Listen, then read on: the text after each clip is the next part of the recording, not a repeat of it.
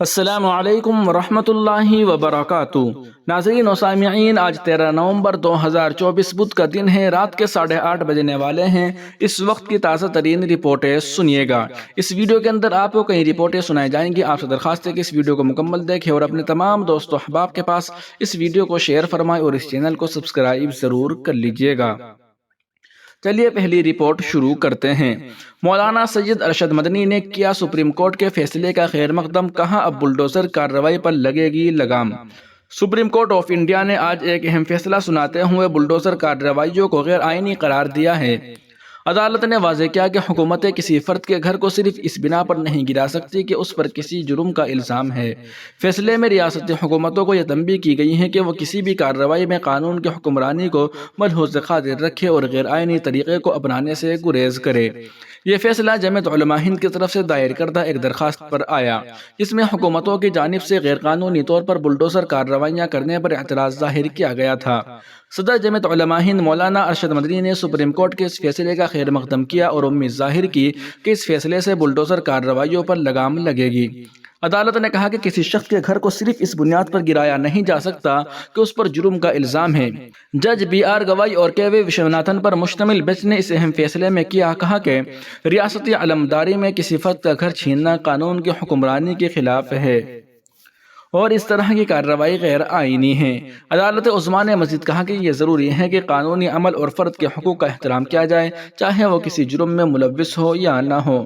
Supreme court نے اس فیصلے میں اس بات کو بھی اجاگر کیا کہ کسی شخص کے خلاف الزامات کا فیصلہ صرف عدالت ہی کر سکتی ہے، نہ کہ حکومت یا کوئی اور ادارہ۔ عدالت نے کہا کہ کسی بھی کارروائی میں شہریوں کے حقوق اور قدرتی انصاف کے اصولوں کا خیال رکھنا ضروری ہے۔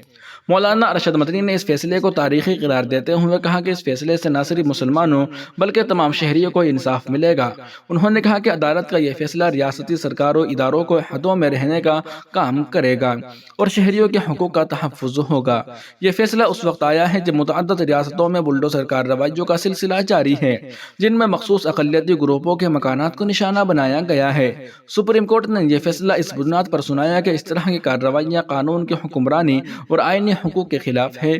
سپریم کورٹ کا یہ فیصلہ ایک بڑی قانونی فتح کے طور پر دیکھا جا رہا ہے، جس سے مستقبل میں حکومتوں کو اپنی اختیارات کا استعمال محتاط انداز میں کرنے کی ہدایت دی گئی ہے۔ سپریم کورٹ کی بلڈوزر کارروائی کے حوالے سے گائیڈ لائنز۔ اگر کسی عمارت کو گرانے کا حکم دیا جاتا ہے تو اس حکم کے خلاف اپیل کرنے کے لیے وقت دیا جائے گا۔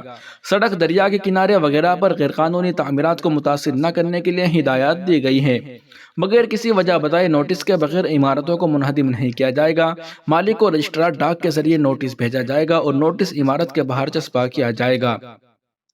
نوٹس کی ترسیل کے بعد مالک کو اپنا جواب دینے کے لیے 15 دن کا وقت دیا جائے گا اور نوٹس کی ترسیل کے بعد ضلع کمشنر اور ضلع مجسٹریٹ کو اطلاع دی جائے گی۔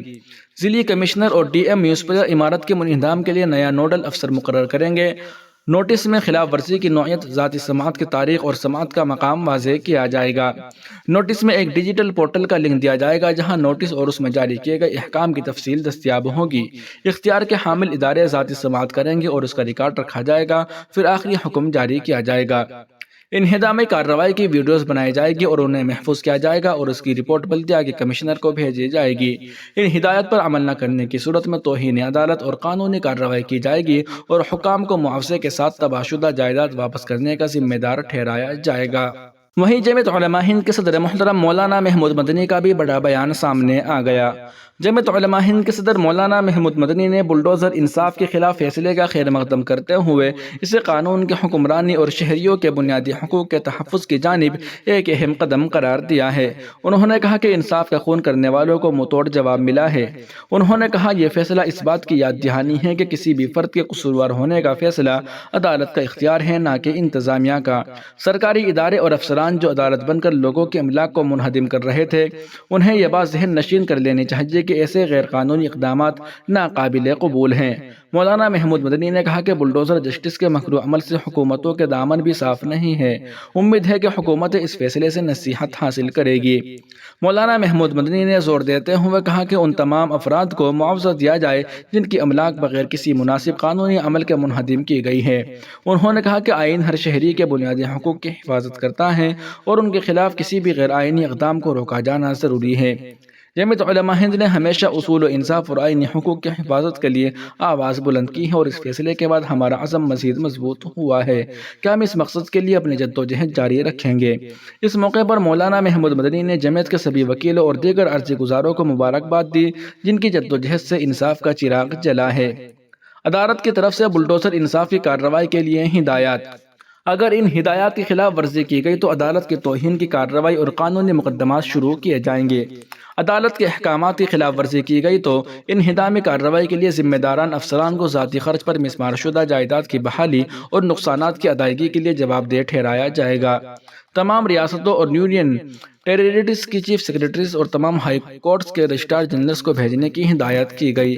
تمام ریاستی حکومتوں کو ہدایت کی گئی ہے کہ اپنے متعلقہ حکام کو فیصلے سے آگاہ کرنے کے لیے سرکلر جاری کرے۔ عدالت نے سینئر وکلاء کی تجاویز اور معاونت کو سراہا، جن میں شامل ہیں doctor Abhishek Manu, C U Singh, M R Shamshad, Sanjay Hegde, Neeta Rama Krishna, Prashant Bhushan, محمد نظام پاشا، فوزیہ شیخ، رشمی سنگھ وغیرہ۔ سینئر وکیل ناچکتا جوشی کی تجاویز مرتب کرنے میں معاونت کرنے پر بھی تعریف کی گئی۔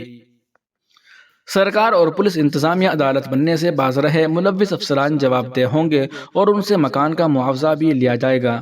بلڈوزر کارروائیوں پر سپریم کورٹ کا فیصلہ۔ مقدمے کے عرضی گزار صدر جمعیت علماء ہند مولانا محمود مدنی نے کیا فیصلے کا استقبال۔ بلڈوزر انصاف کی چل پڑی انصاف کش روایت کے خلاف سخت پیغام دیتے ہوئے سپریم کورٹ نے آج یہ فیصلہ سنا دیا کہ سرکار یا انتظامیہ کسی بھی شخص کے گھر کو صرف اس بنیاد پر نہیں گرا سکتی کہ وہ کسی جرم کا ملزم یا سزا یافتہ ہے، نیز اس سے ایک شخص نہیں بلکہ پورا گھر متاثر ہوتا ہے۔ یہ فیصلہ جمعیت علماء ہند کے صدر محترم مولانا محمود مدنی کی طرف سے دائر کردہ عرضی نمبر 295/2022 پر سماعت کرتے ہوئے سنایا گیا ہے۔ سپریم کورٹ نے جمعیت کے سینئر وکیل ایم آر شمشاد اور دیگر وکیلوں کا بھی شکریہ ادا کیا، جنہوں نے گائیڈ لائن بنانے میں عدالت کی مدد کی۔ عدالت نے اپنے فیصلے میں کہا کہ اس طرح کی کارروائی کی اجازت دینا قانون کی حکمرانی کی توہین اور اختیارات کی تقسیم کے حصول کی خلاف ورزی بھی ہے، کیونکہ کسی شخص کے قصوروار ہونے کا فیصلہ کرنا عدلیہ کا کام ہے۔ انتظامیہ کسی شخص کو مجرم قرار نہیں دے سکتی۔ محض الزام کی بنیاد پر اگر انتظامیہ کسی شخص کی املاء کو مسمار کرتی ہے تو یہ قانون کی حکمرانی کو کمزور کرے گا۔ جب حکام بنیادی اصول انصاف پر عمل کرنے میں ناکام اور مناسب قانونی کارروائی کے بغیر کسی کا گھر گرا دیا جائے تو ایسا محسوس ہوتا ہے کہ طاقت کا استعمال ہی سب کچھ ہے۔ ایسی سخت گیر اور غیر منصفانہ کارروائیاں آئینی جمہوریت میں ناقابل قبول ہے۔ ایسی کارروائیوں کو سخت قانونی رد عمل کا سامنا کرنا چاہیے۔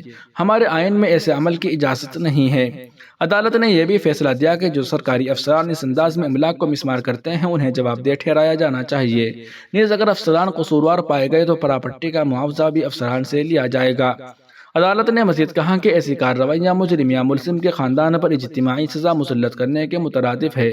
واضح ہو کہ اس معاملے میں فیصلے کا اعلان 1 اکتوبر کو محفوظ کر لیا گیا تھا اور بینچ نے صاف لفظوں میں کہا تھا کہ سزا یافتہ شخص کے گھر کے خلاف بھی بلڈوزر کارروائی نہیں کی جا سکتی، مگر یہ کہ کسی ایسے شخص کے گھر کے خلاف جس پر محض الزام ہو۔